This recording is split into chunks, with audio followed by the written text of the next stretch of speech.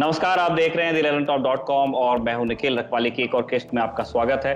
हम बहुत जल्दी अपनी पुरानी परिपाटी पे लौटना चाहते हैं, लेकिन ये एपिसोड फिर से एक बार एलएसी पर जो चीन के साथ सीमा विवाद चल रहा है उस पर पूरी तरह डेडिकेटेड होने वाला है, क्योंकि आखिरकार हमने एक अच्छी खबर वहां से सुनी है। डिसएंगेजमेंट की बहुत सारी रिपोर्ट्स आ रही हैं, बहुत सारी रिपोर्ट्स उसमें से वेरीफाइड भी हैं। दोनों सेनाएं पीछे हट रही हैं। इन सारे डेवलपमेंट्स पे बात करने के लिए हमारे साथ है हमारे रक्षा विशेषज्ञ संदीप पुनिथन और शिव अरूर। बहुत बहुत स्वागत है आप दोनों का। Thank you Nikhil. धन्यवाद। और शिव का खास तौर पे इसलिए क्योंकि पिछले बार हम मिस कर गए थे। लोग कमेंट्स में लिखते हैं कि शिव कहाँ पे हैं, और मेरे पास बहुत सारे कमेंट्स भी हैं जो लोग आप लोगों के जो पर्सनल लोग करना चाहते हैं लोग, लेकिन शायद आप लोगों के प्रोफाइल्स मिलते नहीं। एनीवेज, जहां पे हमने पिछले बार रखवाले में बात खत्म की थी वहीं से हम आगे बढ़ेंगे कि एलएसी पे क्या चल रहा है। सबसे पहली चीज इस पूरे एक हफ्ते में जो घटी है, जो बहुत महत्वपूर्ण है, देश के प्रधानमंत्री नरेंद्र मोदी ने लद्दाख का दौरा किया। वो लेह में उतरे, उन्होंने सैनिकों से मुलाकात भी की और उसके बाद वो नीमू पहुंचे, जहां पे उन्होंने एक 23 या लगभग 30 मिनट लंबा एक भाषण दिया है। संदीप, हम इस भाषण को एक बार सुन चुके हैं, लोग भी जानते हैं और खूब चर्चा हो गई है। मैं चाहता हूं कि आप दर्शकों को बताएं कि इस भाषण में से कौन से वो कीवर्ड्स हैं जिन पे लोगों को ध्यान देना चाहिए था, और कौन से वो कीवर्ड्स हैं जो बीजिंग में बहुत अच्छे से सुनाई दिए गए। धन्यवाद निखिल। निखिल, ये जो प्राइम मिनिस्टर का जो ट्रिप था, दौरा था लद्दाख में, ये सबसे इम्पोर्टेंट, शायद इस साल में उनका सबसे इम्पोर्टेंट स्पीच या विजिट है, क्योंकि उनकी जो टेक्स्ट है आप सुन लीजिएगा, अगर सुनिए तो उसमें वो साफ कहते हैं कि age of expansionism is over. इसका मतलब चाइना को साफ उन्होंने कहा है कि देखिए, ये जो टेरिटरी की आप ये कर रहे हैं, एक्सपेंशनिज्म की कोशिश कर रहे हैं, जैसे साउथ चाइना सी में भी कर रहे हैं, आप ये दौरा खत्म हो गया है, आप हमारी टेरिटरी नहीं ले सकते, हम लेने नहीं देंगे। और ये इम्पोर्टेंट ये भी है कि उन्होंने डिप्लोमेसी के लिए भी जगह छोड़े। उन्होंने डायरेक्टली चीन का नाम नहीं लिया, लेकिन जिन्होंने भी ये सुना है उनको मतलब बात स्पष्ट सामने आ गई है कि ये चाइना के बारे में बात कर रहे हैं। नंबर 1। नंबर 2 जो उन्होंने कहा है, जो सैनिकों का उन्होंने मनोबल बढ़ाने की बात की है, उन्होंने हमारे बहादुर जवानों का वीरता की उन्होंने प्रशंसा की। वो सेकंड मेजर ये है। लेकिन तीसरा और एक्चुअली इक्वली इंपॉर्टेंट जो मैं देखता हूँ इस ट्रिप से, ये है कि वो पूरी दुनिया को बता रहे हैं कि देखिए, जो भी हुआ लद्दाख में, द बक स्टॉप्स हियर। इसका मतलब मैं जिम्मेदारी लेता हूं इसकी। आप सेना को मत पूछेगा या गवर्नमेंट को मत पूछे, लेकिन मैं अकेला प्राइम मिनिस्टर ऑफ इंडिया आ रहा हूं, बट इधर स्टॉप होता है, मतलब आई टेक फुल रिस्पॉन्सिबिलिटी। उसका ये एक इंपॉर्टेंट इंडिकेशन था। तो मुझे लगता है ये तीन जो है, ये तीन मैसेज थे इनके ट्रिप से। शिव, आपने वो दोनों मैसेजेस सुने हैं और उन दोनों मैसेजेस को रिपोर्ट किया है फॉर द लार्जर ऑडियंस। आप टीवी पे हैं, क्योंकि जो पिछला पीएम ने एक मीटिंग के बीच में इस मुद्दे को डील किया था, उन्होंने 2 से ढाई मिनट तक के बोले थे, जिसके बाद एक खासा विवाद हुआ था, और अब एक दूसरा भाषण उनका आता है। दोनों अब हमारे सामने है। क्या इससे जो पिछले भाषण के बाद जो कंट्रोवर्सी जनरेट हुई थी, ये वीडियो चाइना में देखा जा रहा था, वायरल हो रहा था, क्या वो सारी चीजें पीछे छूट जाएंगी? जो मैसेजिंग वाली बात थी, क्या वो क्लियर हो गई अब? निखिल, मेरे हिसाब से अभी मैसेज पूरा क्लियर हो गया है, 100% क्लियर हो गया। और वो इसलिए ये है कि इसके पहले जो विवाद हुआ था, जब प्राइम मिनिस्टर ने वो ऑल पार्टी मीटिंग में कुछ डिस्क्लोजर्स किए थे ऑपोजिशन पार्टीज के लिए, उस पे थोड़ा पॉलिटिक्स हो गया था। 2 स्टेटमेंट्स थे, एक स्टेटमेंट था पहले, उसके बाद एक क्लैरिफिकेशन आया था। तो उस पे जो पॉलिटिक्स हुआ था, मेरा मानना है कि वो नेचुरल था, वो तो होना ही था। लेकिन जब प्राइम मिनिस्टर लेह लद्दाख में उतरे थे और नीमू पे गए थे, आपको याद होगा कि प्राइम मिनिस्टर का स्पीच जब शायद आधा घंटा या 40 मिनट के बाद चाइना से एक रिएक्शन आया था, और उनके भाषण में एक बार भी चाइना का नाम नहीं लिया था प्राइम मिनिस्टर ने। वो एक सेपरेट कंट्रोवर्सी हो गया था कि उन्होंने चीन को नेम क्यों नहीं किया भाषण में, लेकिन चीन ने रिप्लाई किया, तो मैसेज तो पहुंच गया, जिसके लिए मैसेज था वहां पे पहुंच गया। तो मेरा मानना है कि जो पॉलिटिक्स था, जो क्लैरिटी था कि क्या कुछ कंफ्यूजन है, क्या इन्होंने कुछ क्लोजर नहीं किया है, वो सब खत्म होना चाहिए इस विजिट के बाद। और जैसे हम, ये एक डेमोक्रेसी है, यहाँ पे विवाद तो चलेगी ही, पॉलिटिक्स तो चलेगी ही, वो तो ठीक है, लेकिन ये एक नेशनल सिक्योरिटी इशू है। और मेरा पर्सनल ओपिनियन ये है कि इस विजिट के बाद जो एम्बिग्यूटी था कि इंडिया का पोजीशन क्या है, वो साफ तौर पर क्लियर हो गया।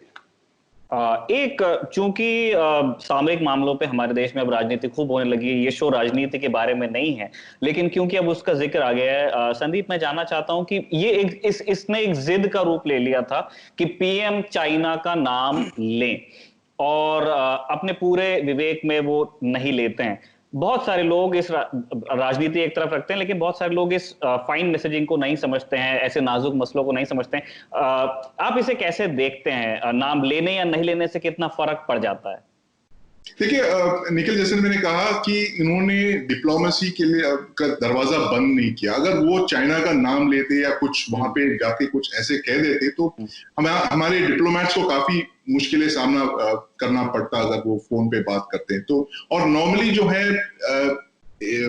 ये लीडर्स इस तरह के एक दूसरे को नाम नहीं बुलाते, मतलब उस तरह के नाम नहीं करते। दिस इज मतलब इन डिप्लोमेसी इट इज बहुत ही कम लोग हैं ऐसे जो, जैसे डोनाल्ड ट्रंप शायद कर सकते हैं, लेकिन प्राइम मिनिस्टर मोदी ऐसे नहीं करेंगे। तो उन्होंने डिप्लोमेसी के लिए काफी सारा उन्होंने मैनूवर रूम छोड़ा है, इसीलिए उन्होंने नाम नहीं लिया। तो मैं समझता हूँ, क्योंकि मुझे जहां तक याद है हम उस वक्त भी बात कर रहे थे कि प्राइम मिनिस्टर का वहां जाना, इसका मतलब है कि डिप्लोमेसी फुल स्विंग में चल रहा है और लोग बात कर रहे हैं और जल्दी कुछ इसका मतलब नतीजा कुछ निकल आएगा। और बिल्कुल ठीक 48 आवर्स के अंदर ही हमको पता लगा कि दोनों नेशनल सिक्योरिटी एडवाइजर और फॉरेन मिनिस्टर दोनों ने बात किया है संडे शाम को। और तो जब प्राइम मिनिस्टर वहां गए तो उनको पता होगा कि ये मतलब बातचीत होने वाली है 2 दिन में।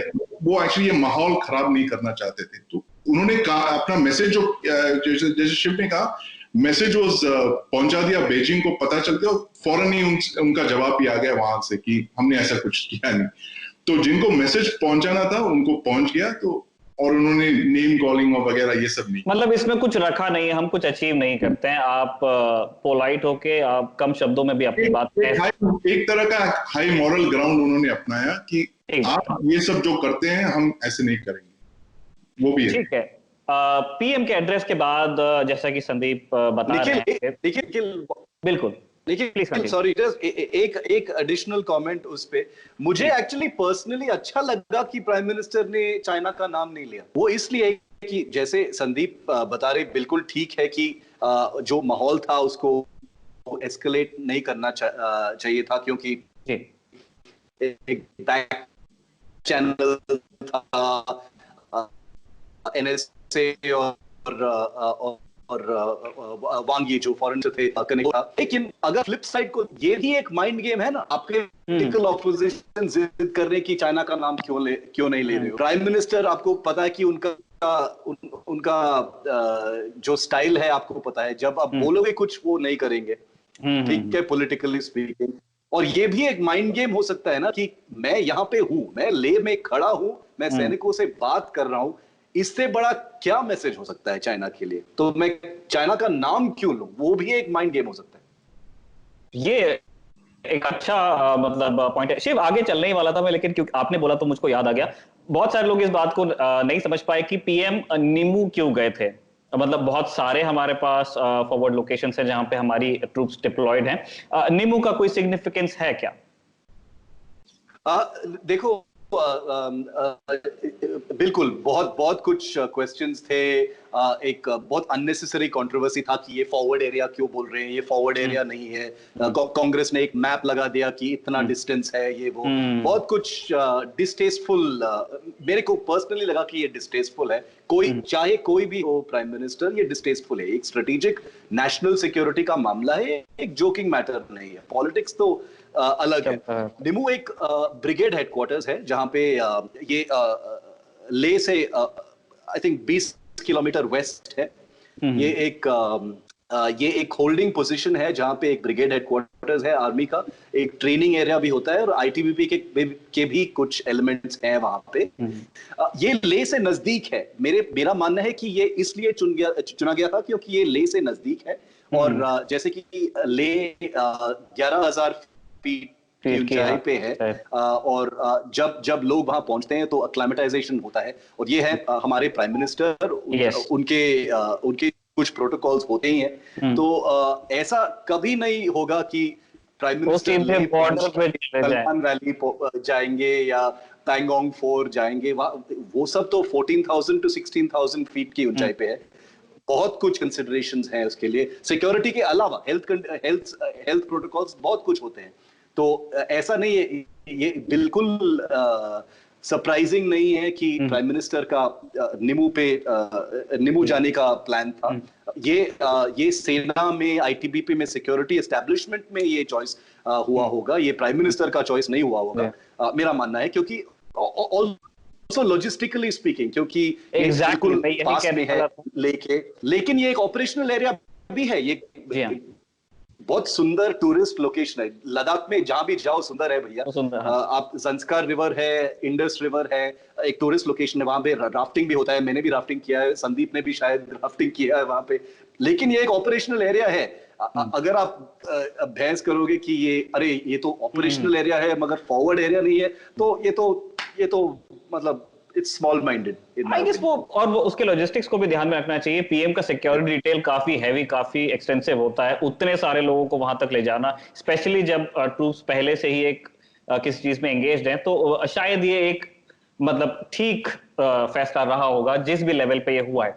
आगे बढ़ते हैं। कोर कमांडर्स कॉन्फ्रेंस हो रही थी और 3 राउंड से ज्यादा वहां पे हो गए थे और आखिरी राउंड को लेकर के जो बाद में चीजें शिव बाहर आती है, हमने पिछली बार संदीप से भी बात की थी, बहुत कंक्लूसिव नहीं थी, जबकि वो मीटिंग चली बहुत देर तक के थी, 11 या 12 घंटे तक के लोग कहते हैं कि हुआ। क्यों, क्या ये बात ठीक है कि उसमें कोई बहुत बड़ा ब्रेक थ्रू हम अचीव नहीं कर पाए थे? क्योंकि ये जो उसके जस्ट पहले होता है जब एनएसए और फॉरेन मिनिस्टर्स की बातचीत होती थी, जिसके लिए हम संदीप के पास जाएंगे। देखो, कोर कमांडर्स के मीट पे आई थिंक 2 राउंड्स जो थे, सेकंड और थर्ड राउंड, 11 घंटे के ऊपर चले थे, तो काफी एक्सटेंडेड डिस्कशंस थे। और आप बिल्कुल सही है निखिल, क्योंकि इसमें एक चीज तो इंटरप्रिटेशन, ट्रांसलेशन में दोनों साइड के जो ट्रांसलेशन के वजह से काफी टाइम लगता ही है। और दूसरा जो आप मानोगे, ये बहुत टेक्निकल चीजें डिस्कस हो रही हैं इन कोर कमांडर्स के बीच में। उनके पास ब्रिगेड कमांडर्स और कुछ कर्नल्स भी हैं और वो सारे एक डिस्कशन कर रहे हैं एक एक चीज को लेके। अगर आप ये 4 फ्रिक्शन पॉइंट्स को ले रहे हैं, जैसे गलवान वैली जहां पे वो घटना हुई थी जून 15 को, हॉट स्प्रिंग्स, गोगरा और पैंगोंग में, ऐसा नहीं है कि एक फोकस्ड फ्लैश पॉइंट है। ये काफी सारे फ्लैश पॉइंट्स हैं कॉन्सेंट्रेटेड इन वन एरिया। तो वो सारे जो हैं 1 by 1 मैप्स लेके कंपेयर करके, आपका क्लेम क्या है, मेरा क्लेम क्या है, हम इसको सहमति में कैसे बदले, ये सारे डिस्कशन के लिए और ट्रांसलेशन का टाइम ऐड करके वो बहुत लंबा चलता है। संदीप और मेरे सूत्रों ने बताया है कि जो टॉक्स थे कोर कमांडर्स के बीच में वो बहुत मतलब कॉर्डियल थे, सब कुछ ठीक ठाक चल रहा था, लेकिन एक बहुत प्रोनाउंस्ड स्टबर्ननेस था बोथ साइड्स पे एक स्टबर्ननेस था कि देखो इस पे कॉम्प्रोमाइज नहीं होगा। और वैसे भी वो फौजी हैं तो उनसे ये एक्सपेक्टेड भी होता है। और एक चीज ये है निखिल कि मैंने बॉर्डर मीटिंग्स कवर किया हूं तवांग में, अरुणाचल में। बहुत बोनोमी, पोलाइटनेस, सेलिब्रेशन होता है, झप्पी पप्पी, ये सब। लेकिन इस मीटिंग में it was not a joke, there was no time for celebration. ऐसा नहीं था कि चाय पानी पियो, ऐश करो और घर जाओ। ये तो युद्ध का एटमॉस्फेयर था। और इसलिए दोनों साइड ने एक भी इंच नहीं छोड़ा कि कॉम्प्रोमाइज होगा। इंडियन साइड ने बोला कि देखो, मतलब जहां पे स्टेटस क्वो एंटी शुरू होता है वहां पे हमारी सहमति शुरू होती है। उसके ऊपर जो बोलना है आप बोलो, बट वहां पे that has to be the end game of these talks. और दूसरी बात जो जिसपे बहुत कुछ डिले हुआ था वो था इंफ्रास्ट्रक्चर इशू में। इंफ्रास्ट्रक्चर एक एजेंडा पॉइंट नहीं था इस ये वाले लेवल मीटिंग्स में, क्योंकि ये सिर्फ डिसएंगेजमेंट के बारे में होना था। लेकिन मेरे sources, I could be wrong, but मेरे सोर्सेज बताते हैं कि इंफ्रास्ट्रक्चर के जो ऑब्जेक्शंस थे चाइनीज के वो भी सारे थे।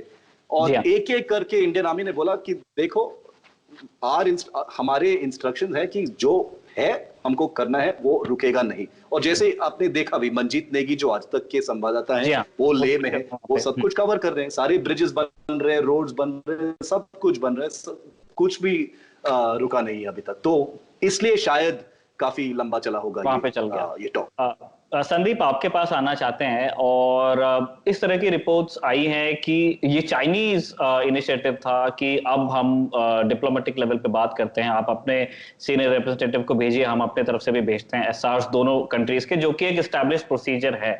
इस वाजपेयी के टाइम से आई गेस ये चल रहा है। क्या ये बात ठीक है, और ये निर्णय कैसे लिया गया, इस बारे में आपकी क्या जानकारी है? निखिल, ये बात तो साफ है कि ये जो पूरा हम देख रहे हैं, एक्चुअली ये पूरी स्क्रिप्टेड बात है, जो चाइना ने पूरी प्लानिंग करके वो आए थे। ये ऐसा नहीं कि स्पॉन्टेनियस रिएक्शन था और हमारे एक रोड को लेके, या ये लार्जर एक प्लान है उनका। और मेरा ये मानना है कि उनका जो स्ट्रैटेजी है ऐसा है कि वो 2 कदम आगे लेते हैं और फिर 1 कदम पीछे लेते हैं। ओके। और ये साउथ चाइना सी में भी आप देख लीजिए, उनका यही स्ट्रैटेजी रहा है। वो आगे बढ़ते हैं 2 कदम और फिर बोलते हैं कि नहीं, हम डीएस्केलेट कर रहे हैं, और 1 कदम पीछे हट जाते हैं।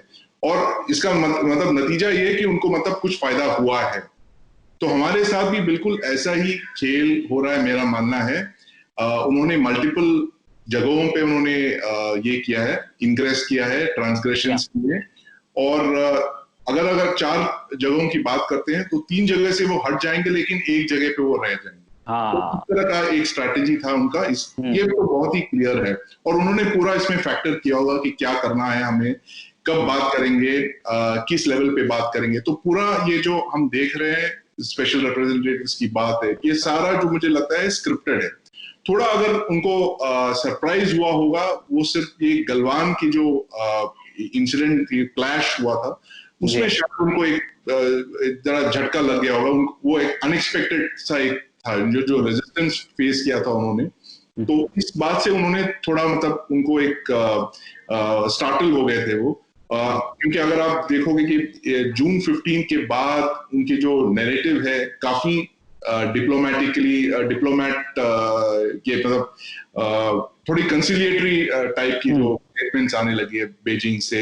उन्होंने जरा भी एस्केलेट नहीं किया। जहां तक कि हम पढ़ रहे हैं इंग्लिश लैंग्वेज, जैसे ग्लोबल टाइम्स वगैरह पार्टी में, वो उन्होंने कभी जंग का ये ऐलान नहीं किया। जिस तरह का हमने देखा था डोकलाम में आपको याद होगा, जिस तरह का उन्होंने रेटोरिक उन्होंने बढ़ाया था, एग्रेसिव रेटोरिक था, इस बार वो नहीं था उतना ही। तो ज्यादातर वो मतलब डिप्लोमेटिकली बातें सुलझाना चाहते थे। तो इसीलिए ये स्पेशल रिप्रेजेंटेटिव्स का बात करना तो ऑलमोस्ट अनिवार्य ही था कि अच्छा, मतलब ये भी एक डिजाइन का हिस्सा रहा होगा, कैसी मान्यता है ये ऐसा। क्योंकि वो फोर्स ले आए थे, मैं काफी लोगों से बात कर रहा था कि क्या ये फोर्स लद्दाख इन्वेड करने के लिए काफी है, या वो सबका मानना ये है कि देखिए ये सब जो एक दिखावे के लिए आए हैं, जो बेलिजरेंट मसल फ्लेक्सिंग के लिए वो आए, बॉर्डर पे बैठ कर अपना वो क्लेम्स रखना चाहते हैं, बहुत फोर्सफुली रखना चाहते हैं। अपने जो उन्होंने इंकर्जन्स किए, जैसे वो 2 फेज के थे, पहले फेज वो आके बॉर्डर पे बैठ के सारे जो 2 डिविजन है उनके, और उसके बाद उन्होंने ट्रांसग्रेशन शुरू किए। तो ये फेज 1 फेज 2 प्लान के तौर पे आए थे, और उनको पता था कि ऐसे टॉक्स हो जाएंगे, और फिर हो सकता है ये टॉक्स के बाद वो पूरी तरह पीछे ना हट जाए। जैसे क्योंकि अभी भी थोड़ा एक विवाद चल रहा है कि फिंगर 4 जैसे जो जगह पंगोंग लेक पे जो है, जहां पे उन्होंने मतलब बिल्कुल वो अड़ गए हैं, एक तरह से वो बैठ गए हैं, वो पीछे नहीं हटना चाहते। तो हो सकता है तो गेम पूरा उसी का हो। तो लेकिन ये बात तो बिल्कुल साफ है कि ये वेल थॉट आउट प्लान है। जिस तरह से जनरल मुशर्रफ ने 1999 कारगिल वॉर का सोचा था उन्होंने, एक बहुत बड़ी प्लानिंग की उन्होंने, ऐसे ऐसे करेंगे, उनका पूरा प्लान फेल हो गया। बिल्कुल इसी तरह चाइना का भी एक ऐसा एक प्लान था कि बिना जंग के कैसे वो टेरिटरीज एक्यूमुलेट, टेरिटरीज पे मतलब उनका पोजीशन बढ़ाए या एडवांटेजेस पोजीशन पे आ जाए, तो बिल्कुल यही प्लान था उनका।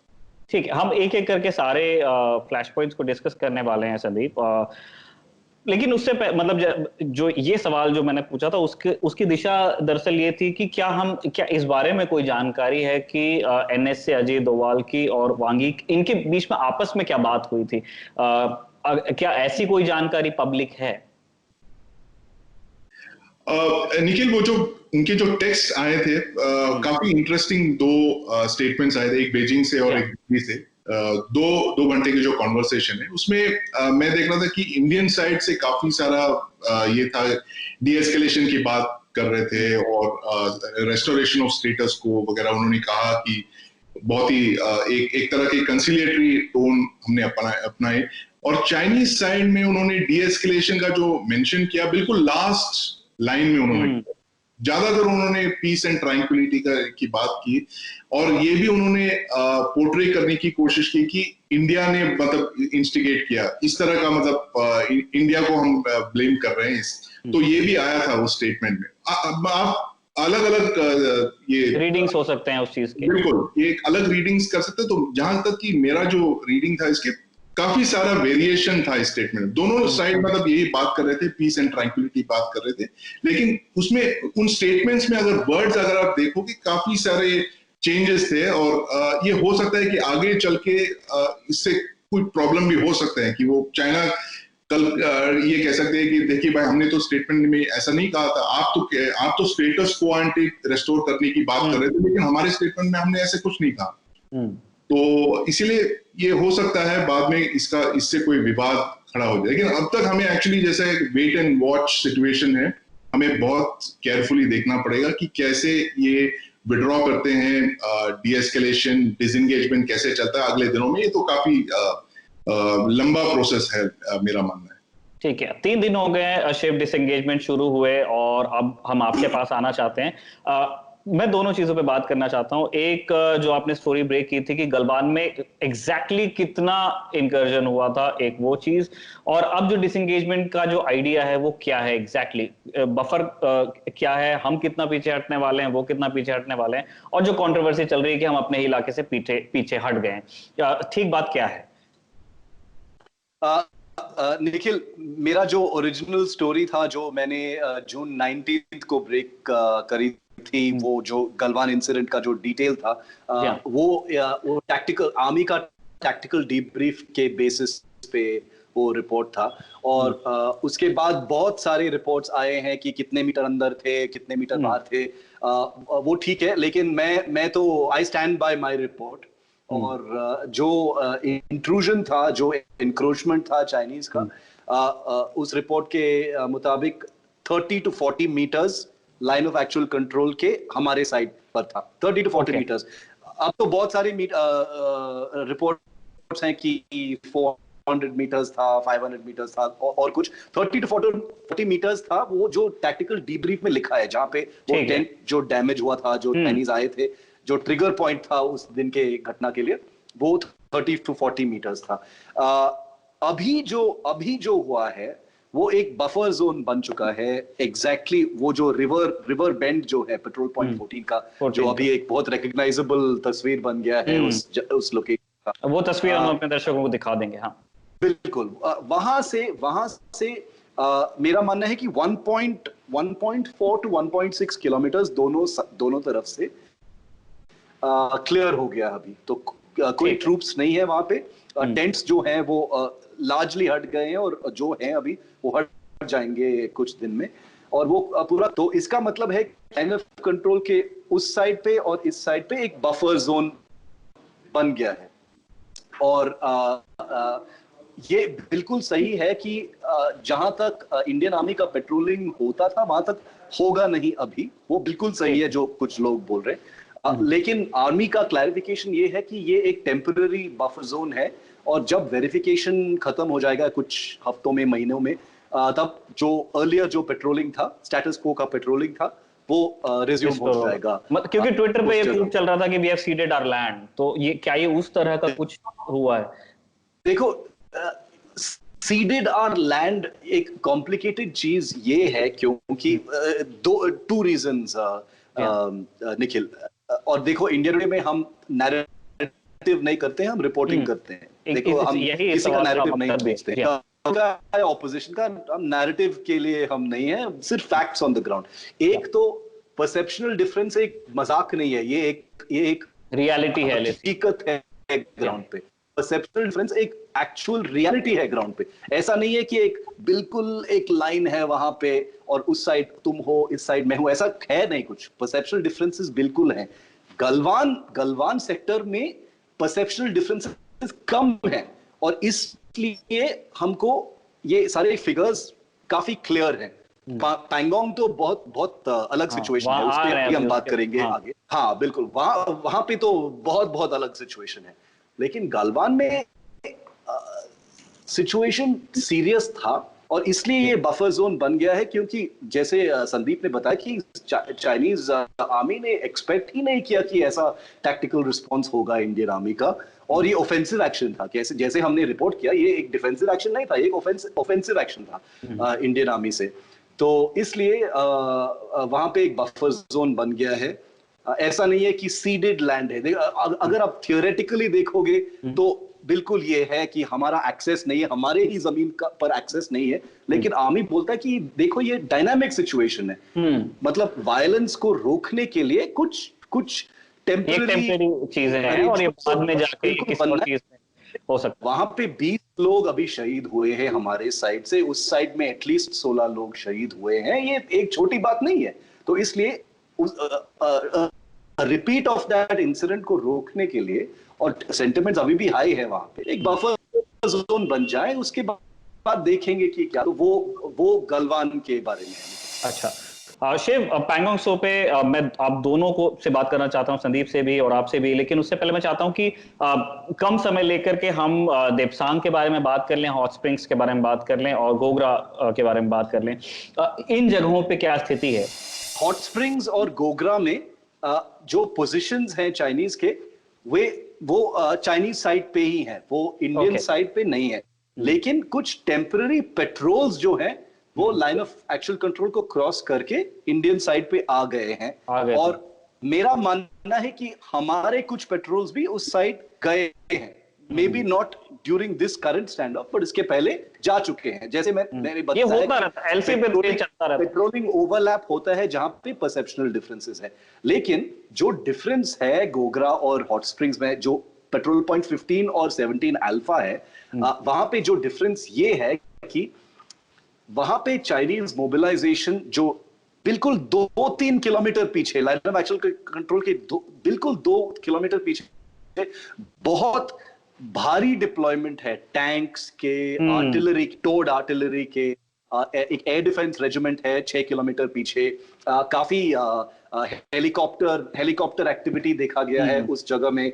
तो एक असेसमेंट बन गया था कि यहाँ पे एक बिल्कुल हॉस्टाइल एक्शन का सिचुएशन बन गया है।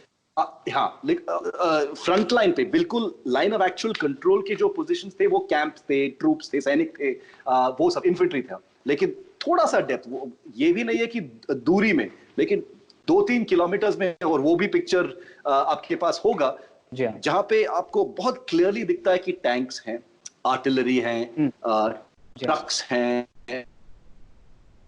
हेवी व्हीकल्स, आर्मर्ड व्हीकल्स, सब कुछ है वहां। तो आज का जो ब्रेकिंग न्यूज था कि इस इलाके में भी एक छोटा सा पुल बैक हुआ है। और बट एक डिस्क्लेमर, मैं साफ से एक डिस्क्लेमर करना चाहता हूं निखिल, कि ये पुल बैक एक बेबी स्टेप्स हैं, एक बहुत फर्स्ट फेज का स्टेप है। ये वेरीफाई होगा, ये बिल्कुल रिवर्सिबल चीज है, वो हट जाएंगे फिर से आ सकते हैं। बिल्कुल ऐसा नहीं है कि एक इरिवर्सिबल पुल बैक है, कभी भी आ सकता है। ट्रस्ट बिल्कुल जीरो है अभी चाइना के साथ। तो वो होगा, वो है आपका हॉट स्प्रिंग्स और गोगरा।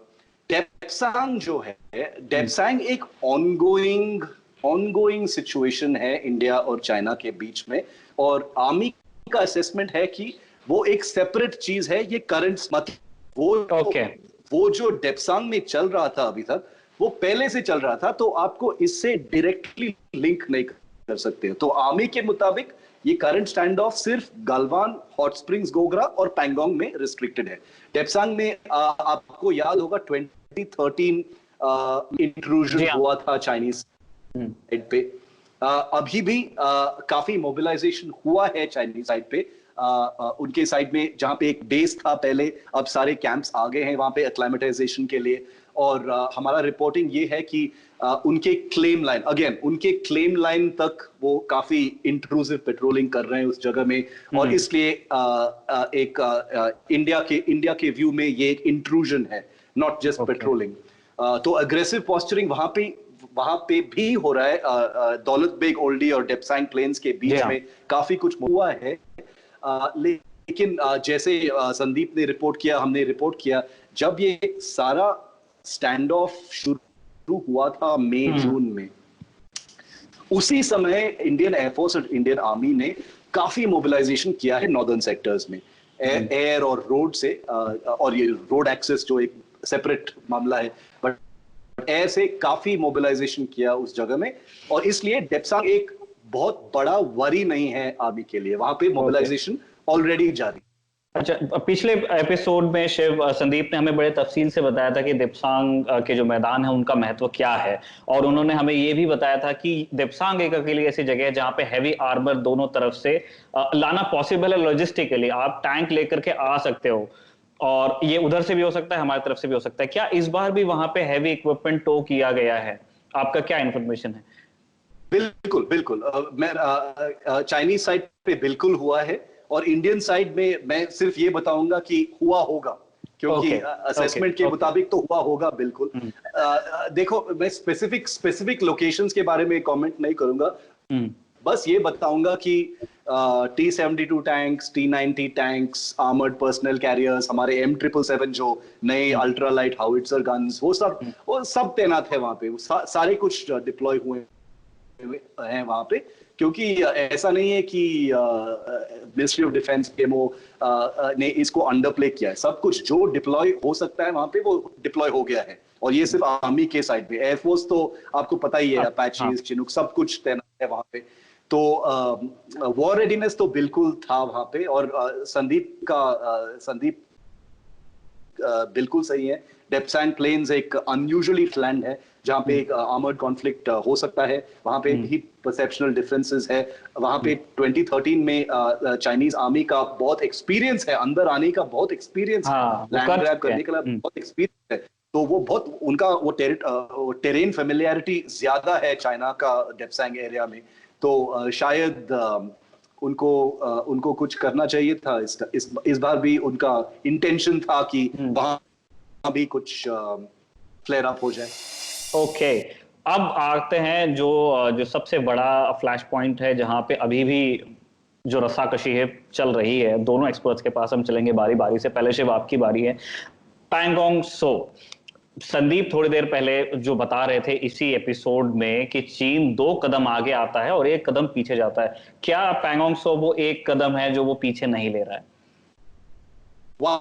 100% करेक्ट जो संदीप बोल रहे हैं कि 2 steps forward 1 step back, ये बिल्कुल सही है। ये एक चाइनीज बहुत पुरानी स्ट्रेटेजी है कि मैं 2 कदम आगे आऊंगा, उसके बाद बातचीत चलेगी, मैं 1 कदम पीछे हटूंगा और दुनिया की मैंने डीएस्केलेट किया है, लेकिन मैं फिर भी नेट 1 कदम आगे ही आया हूं, है ना।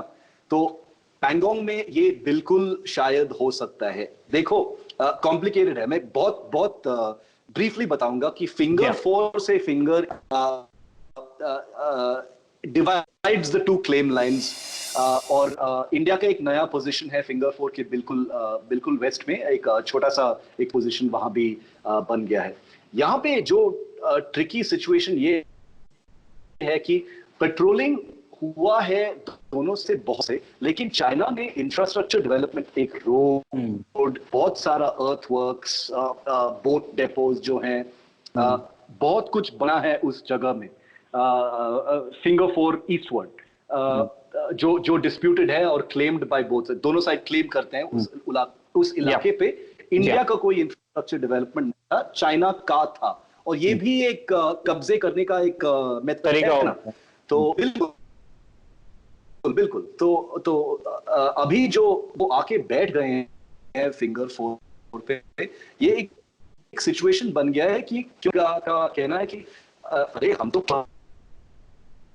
ये डिफेंसेस बनाए तो क्या हो, क्लेम करो, पेट्रोलिंग करते रहे, अब हमारे पोजीशंस है यहाँ पे। तो इसलिए ये काफी ट्रिकी है। आज ही थोड़ा सा न्यूज आया कि थोड़ा थिनिंग ऑफ ट्रूप्स हुआ है, लेकिन जो वो रिज लाइन पे जो डिफेंसेस बन चुके हैं, वो पिल बॉक्सेस, वो सेमी परमानेंट डिफेंसेस, पत्थर से, सीमेंट से नहीं बट पत्थर से जो बने हैं, कुछ पिल बॉक्सेस और डिफेंसिव बम्स, बंकर जैसे, हाँ, जो बन चुके हैं, जैसे नहीं बने हैं in the other areas. Galwan और हॉट स्प्रिंग्स में बंकर्स वगैरह नहीं है, वो सिर्फ व्हीकल्स और डिप्लॉयमेंट्स, कैंप्स, टेंट्स वो है। यहाँ पे कैंप्स, टेंट्स और दीज फायरिंग पोजीशंस बन चुके हैं। तो इसलिए एक हॉस्टाइल एक्शन का इंडिकेटर है कि हम बैठने वाले हैं, हम हटने नहीं वाले हैं।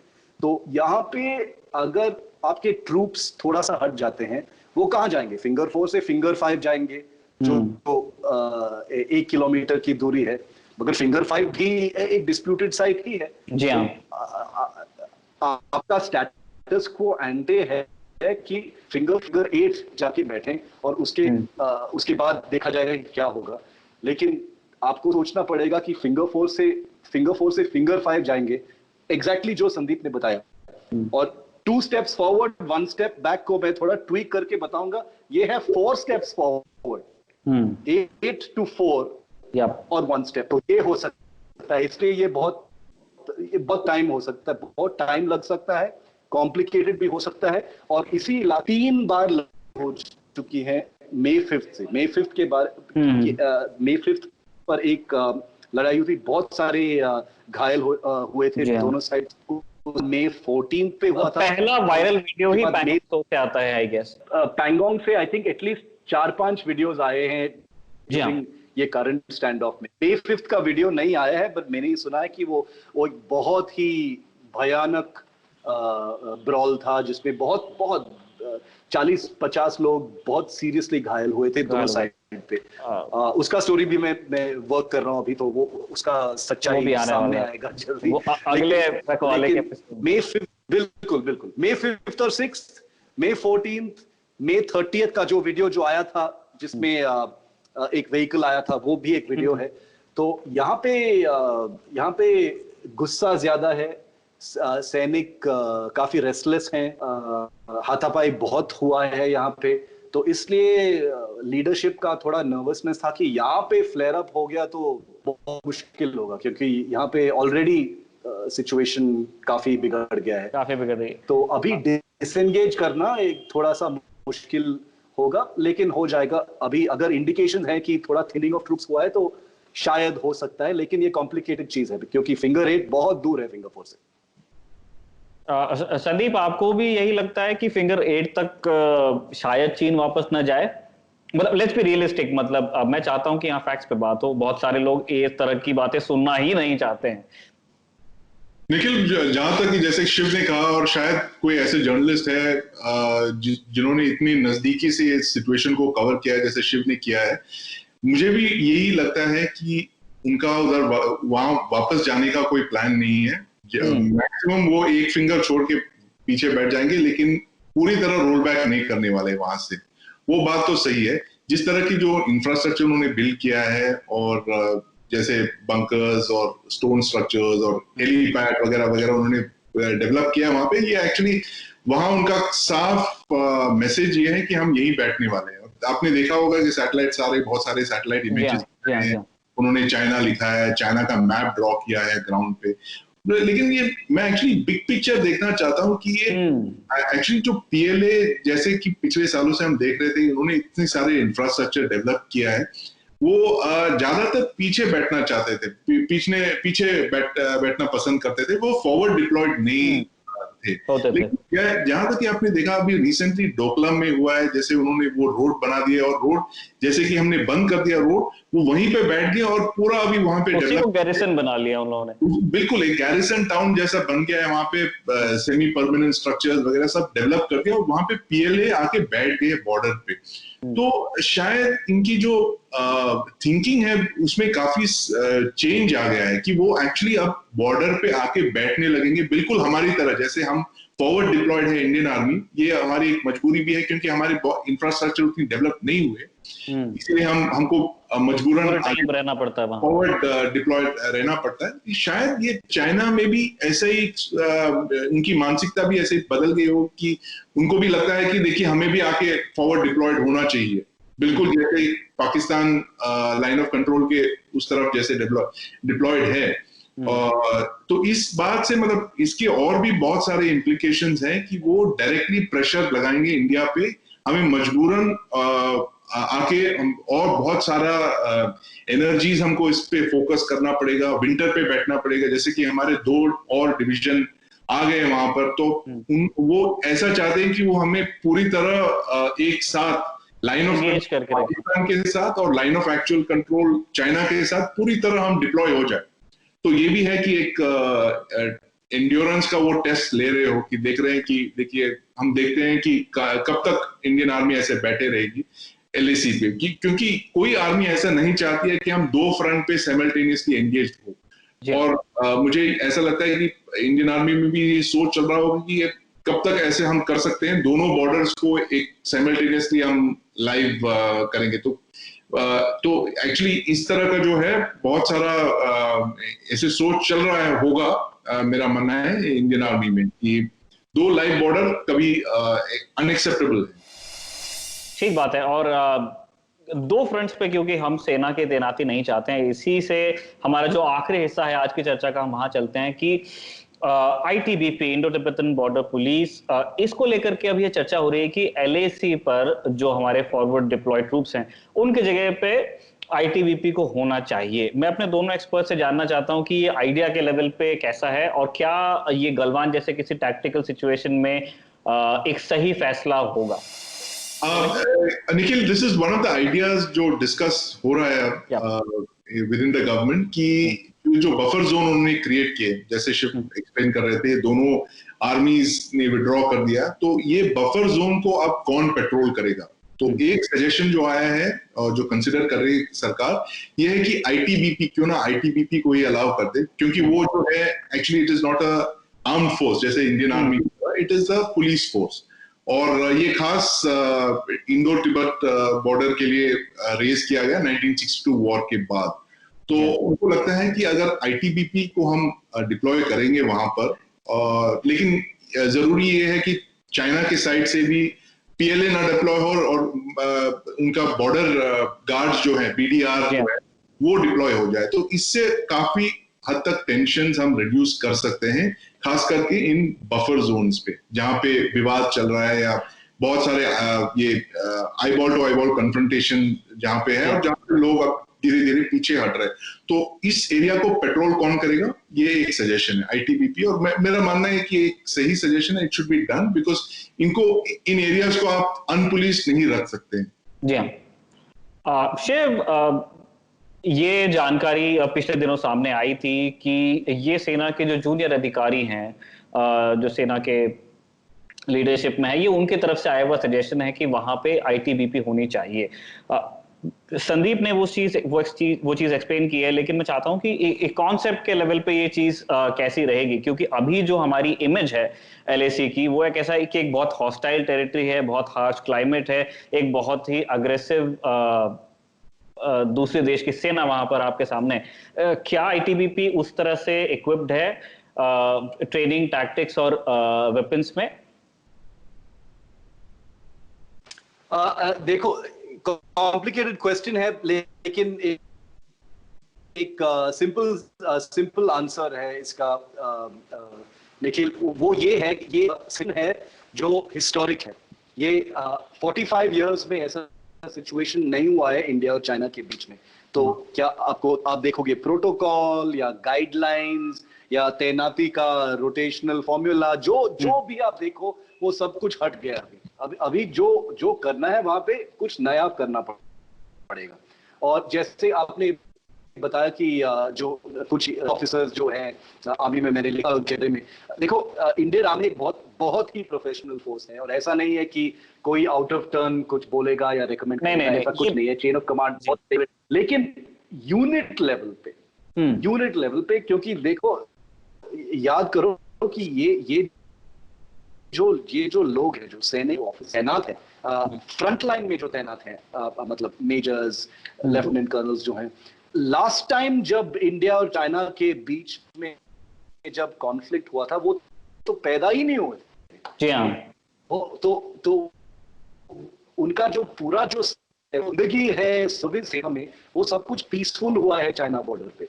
तो ये जो हुआ था जून 15 गलवान में, उसका इम्प्लीकेशन ये है कि जो हमको पता था, जो हमने पढ़ा है अभी एकेडमीज में, वो सब कुछ बदलेगा अभी। बफर जोन्स हैं, संदीप से अग्री करता हूं कि बिल्कुल ये बफर जोन्स पुलिस करने हैं। ऐसा नहीं है कि एक अनमैन्ड और अनक्रूड सिचुएशन हो सकती।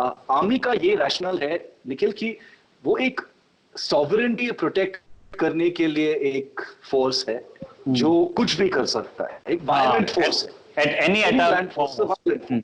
और ऐसे फोर्स पे अगर आप बॉर्डर मैनेजमेंट का बोझ डालोगे जिसमें ये प्रोटोकॉल है, ये नहीं कर सकते, ये कर सकते हो, सेना का ये है कि भैया जमीन प्रोटेक्ट के लिए मुझे कोई प्रोटोकॉल नहीं करना चाहिए, मैं कुछ भी कर सकता हूं जमीन को प्रोटेक्ट करने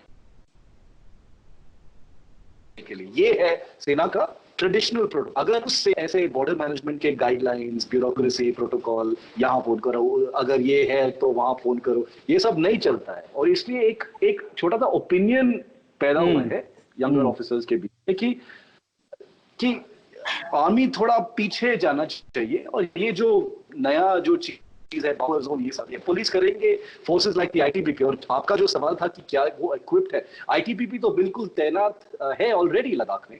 अगर आप क्या वो इक्विप्ड है, वो एक कॉम्प्लिकेटेड चीज है और वो एक बहुत लंबा डिस्कशन है जो हम सेपरेटली भी कर सकते हैं।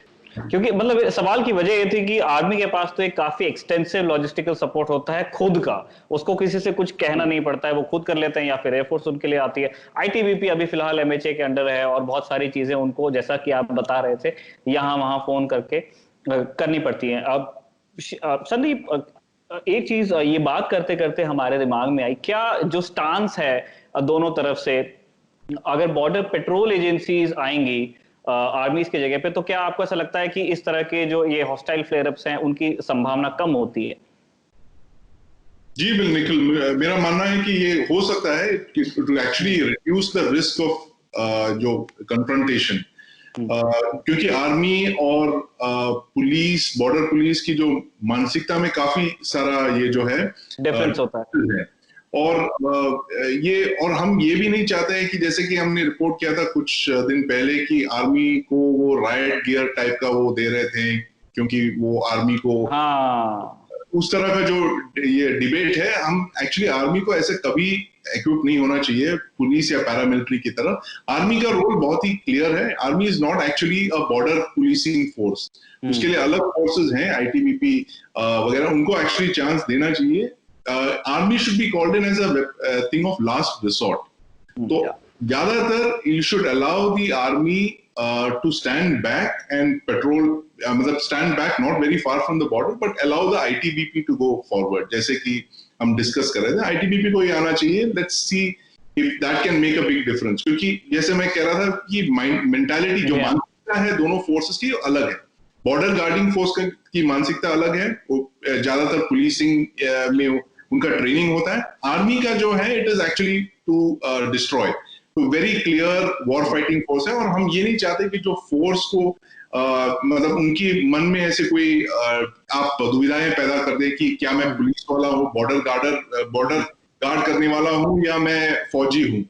तो इस तरह की जो डिस्टिंक्शन है हम we should avoid this kind of, so I think it's a good idea we can, ये जो आईटीबीपी को आप ट्राई कर सकते हैं आगे बढ़ने के लिए, जो बात चल रही है बफर जोन पेट्रोल करने के लिए, can give the army a break, ये भी हो सकता है क्योंकि काफी सारे एक आईटीबीपी है हमारी, 80,000 से भी ज्यादा फौज है हमारी, तो they should also be given a chance to patrol the borders. Like ठीक है, ये हमें जो हमारा चर्चा वाला सेक्शन था उसके अंत पे हम पहुंचते हैं। अब हम दर्शकों के कुछ सवाल लेंगे और मैंने इस बार कुछ फैन बॉयज के कमेंट्स भी रखे हैं आप दोनों के लिए। एक गंभीर सवाल है संदीप, बंटी राय का है। उन्होंने पूछा है कि sir, your views on news of overstepping of CDS on COSS duties. ये सवाल कहाँ से आ रहा है, मैं ये भी समझना चाहता हूं, और क्या ये चीज हो रही है, क्योंकि सीडीएस हैं वो भी आर्मी से हैं, चीफ ऑफ स्टाफ जो अभी हैं वो भी आर्मी से हैं, ऑब्वियसली जो उनके बॉस हैं सारे ट्रूप्स के। तो क्या किसी तरह का फ्रिक्शन है, ये सवाल कहाँ से आ रहा है? नहीं निखिल, मुझे नहीं लगता है कि कोई ओवरस्टेपिंग हुआ है, क्योंकि ये जो रिस्पॉन्सिबिलिटी, डिवीजन ऑफ रिस्पॉन्सिबिलिटीज बहुत स्पष्ट है। Army chief is the boss, ये खास करके इंडियन आर्मी के जो उसमें सीडीएस का कोई ऑपरेशनल रिस्पॉन्सिबिलिटीज नहीं है, वो साफ हमें बताया गया। और आप देखिए जहां से ये पूरा जो सिचुएशन शुरू होता है मई से, तब से आज तक सीडीएस का बहुत ही कम रोल रहा है, उन्होंने ज्यादा कुछ ऐसा कहा नहीं है। मेजॉरिटी जो स्पीकिंग कर रहे थे वो आर्मी चीफ जनरल नरवणे बोल रहे थे, राइट फ्रॉम मे ऑनवर्ड्स, जैसे पहले इंसिडेंट्स के बाद या फिर रिसेंटली उन्होंने भी बात किया है। तो it is actually been directly the army chief's responsibility. CDS is generally adviser to the government, हो सकता है उन्होंने गवर्नमेंट को अपनी एडवाइस दे दी हो या वगैरह, but I don't see any overstepping of this thing और any confusion in their roles.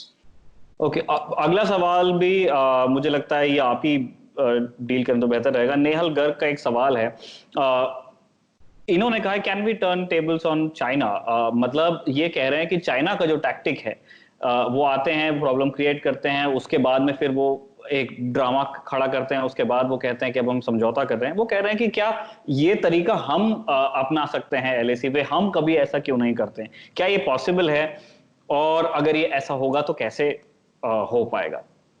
बिल्कुल निखिल, ये पॉसिबल है और इसको पास में किया भी गया है 2013 में। इसको QPQ कहते हैं, क्विड प्रो क्वो। जी हाँ। और आपको याद है जैसे हम डिस्कस कर रहे थे देपसांग वाले इंसिडेंट 2013 में जब हुआ था, तो इंडियन आर्मी ने ऐसे बिल्कुल एक साउथ में जाके उन्होंने इंकर्शन किया और फिर उन्होंने बातचीत किया और फिर दोनों साइड्स ने म्यूचुअली विड्रॉ किया। इस बार लेकिन ऐसा नहीं कर पाए क्योंकि सिचुएशन पूरी तरह से चेंज था, मतलब it was not like previous years. और शायद ये सोच के भी चाइना ने अपना स्ट्रेटेजी बनाया होगा कि इनकी QPQ को हम कैसे स्टॉप करें या ब्लॉक करें, इसीलिए इतनी ज्यादा नंबर्स में वो आए थे ठीक इस QPQ को ब्लॉक करने के लिए।